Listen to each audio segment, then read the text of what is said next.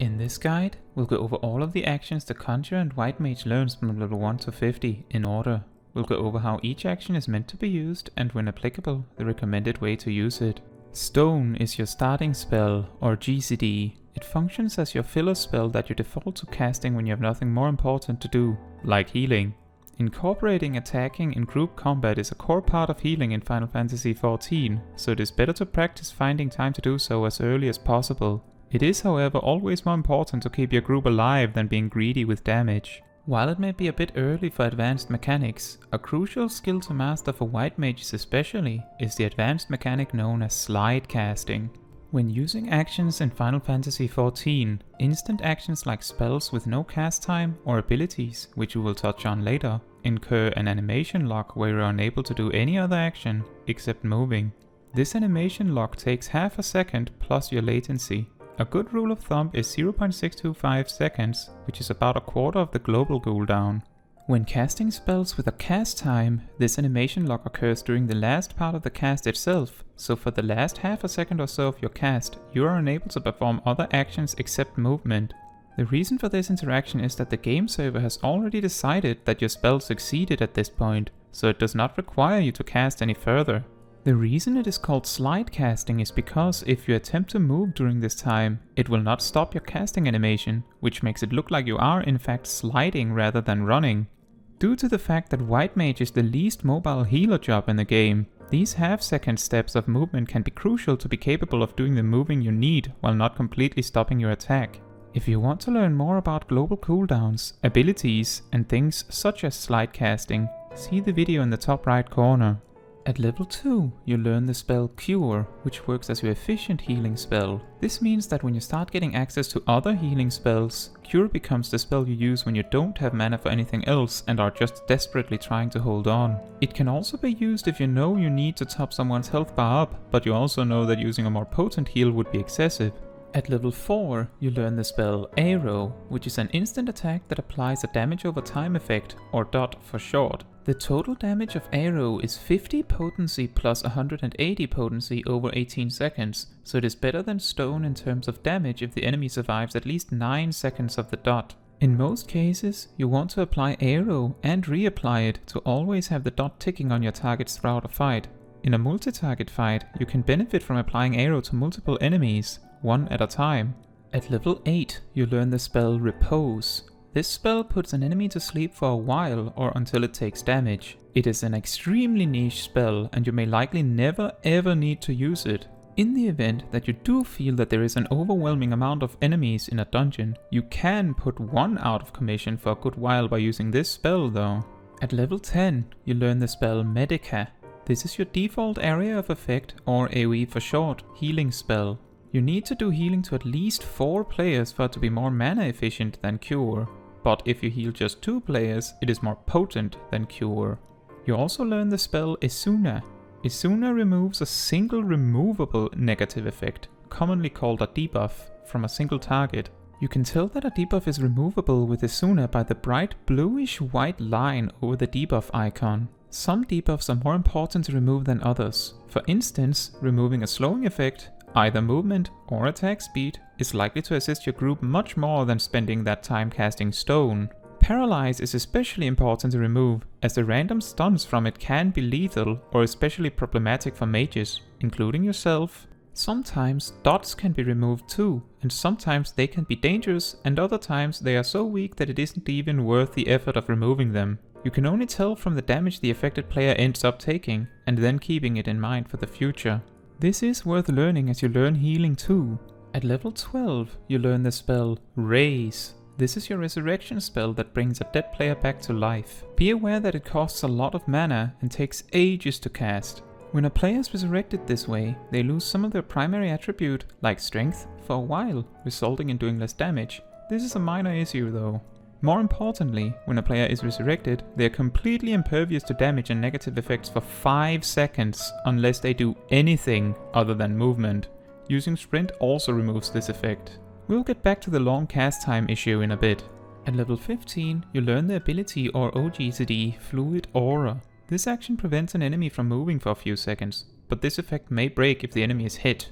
To put it nicely, this action is nearly completely useless and it is very likely you will never ever need to use it. At level 15, you also unlock access to dungeons. A tip if you're having problems keeping up with your tank in your groups. I recommend using Sprint when you see them doing so. Additionally, you can also use Sprint just before entering combat, as this means Sprint lasts 20 seconds instead of just 10. At level 18, Stone permanently upgrades to Stone 2. Stone 2 does much more damage than Stone, and in comparison, Arrow needs to be on an enemy for 15 seconds to break even with Stone 2. Hence, it is suddenly a lot more important to consider whether an enemy will actually survive the full duration of Arrow. That is, unless the fact that Arrow is instant is more important, such as when you have to be on the move while the tank is pulling enemies anyway. You also learn the role action and ability Swift Cast. This action causes your next spell with a cast time to be instant. While this can be used to cast Cure, Stone or Medica while on the move, the most powerful use of Swift Cast is skipping the cast time of Raise. Outside of desperate measures as last resorts, you generally want to only raise players with the combo of Swiftcast and Raise to do so instantly. Without Swiftcast, you will rarely even have the opportunity or time to fully cast Raise in the first place. This does mean you typically only have the ability to raise one player every minute. At level 24, you learn the role action and ability Lucid Dreaming. Lucid Dreaming causes you to gain 500 mana every 3 seconds for 21 seconds. This means 3500 mana over the full duration. Normally, you regenerate 200 mana every 3 seconds, plus some amount based on your piety stat. What this means is by default, you regenerate at least 4000 mana every minute. Adding an extra 3500 mana every minute by clever use of Lucid Dreaming is enormous.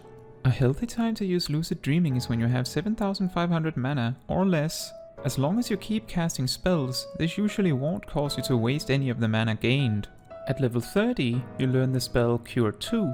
This does not override Cure 1.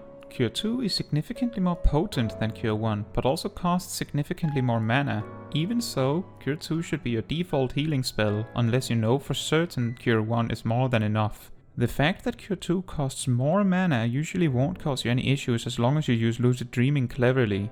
Also at level 30, doing your class quest line will eventually lead you to the White Mage quest, which is available once you complete the main scenario quest, Self-Management. Once you unlock the White Mage, remember to equip your Soul Crystal to change into the White Mage job. As an extra optional bonus, leveling Conjurer to level 30 gives you access to the quest Unicorn Power at the Conjurer's Guild, which awards you a unicorn mount. The starting action of the White Mage is the ability Presence of Mind. This ability makes all your spells have a much shorter cast time. The most common usage of this ability is to do a lot of damage by casting Stone repeatedly. You can however use it to instead pump out a lot of healing, or in a desperate situation, use it to maybe raise someone without Swift Cast. Sometimes you can even be lucky and raise 2 people quickly with it. You will still benefit from the cast time reduction as long as you manage to start casting the spell while the buff is still active on you, even if the buff runs out mid-cast. At level 32, you learn the passive trait Free Cure. This upgrades your Cure 1 to have a small chance of causing your next Cure 2 to be free. This is only really an important effect if you are using Cure 1 because you are out of mana. In those cases, a free Cure 2 could possibly be life-saving. You should not be casting Cure 1 to fish for these procs, as they are commonly called.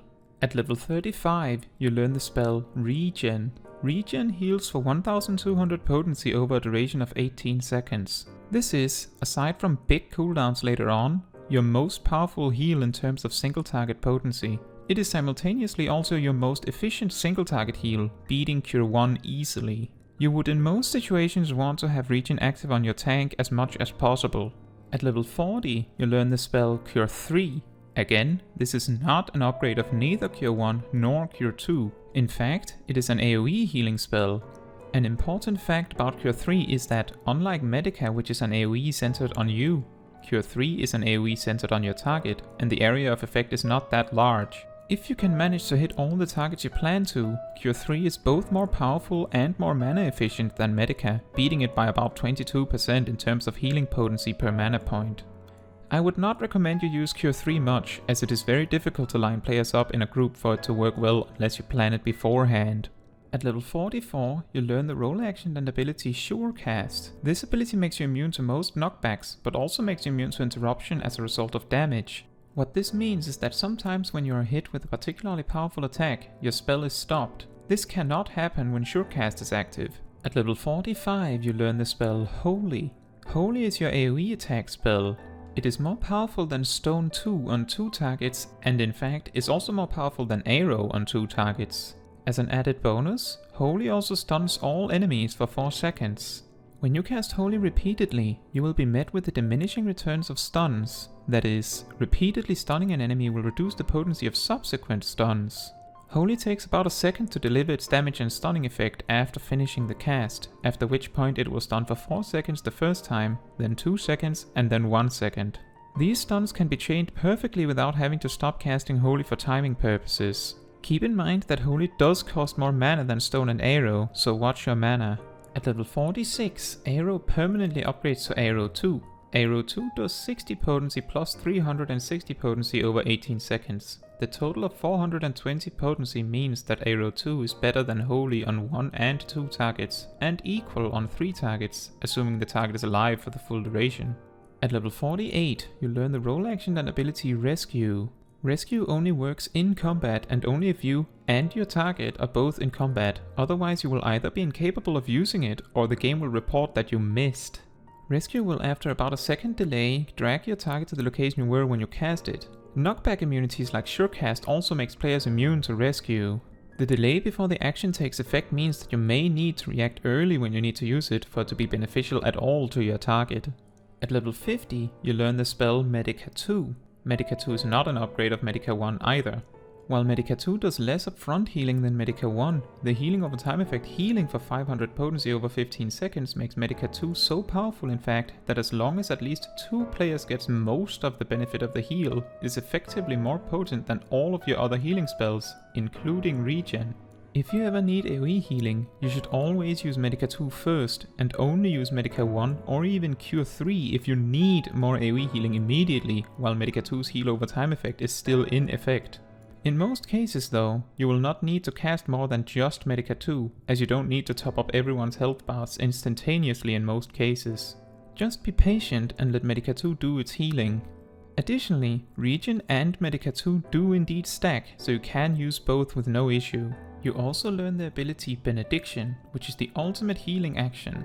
It instantly fully heals your target. It has a long cooldown though, so try to make sure you use it well. That is, don't sit on it forever, but also don't throw it out to heal something you could have easily done with a different healing spell. To round off, let's cover first attack rotations and then healing practices. I will preface by saying that keeping your party alive is always more important than pushing damage. For single target, you always want to have your arrow active on your target. After that, you just use stone when you can. For 2 targets, you want to apply Arrow 2, not Arrow 1, to both targets and then cast Holy when you can. For 3 targets, you want to apply Arrow 2 to targets when you can't stand still and cast, and Holy when you can. For 4 or more targets, you just use Holy. For healing, let's go over your options. You want to make time to cast Regen on the tank such that it is always active due to the potency of the healing it provides. For more single target healing, you want to use Cure 2 and only default to Cure 1 if you absolutely can't afford Cure 2. Also remember to use Benediction as your life-saving backup when you need it.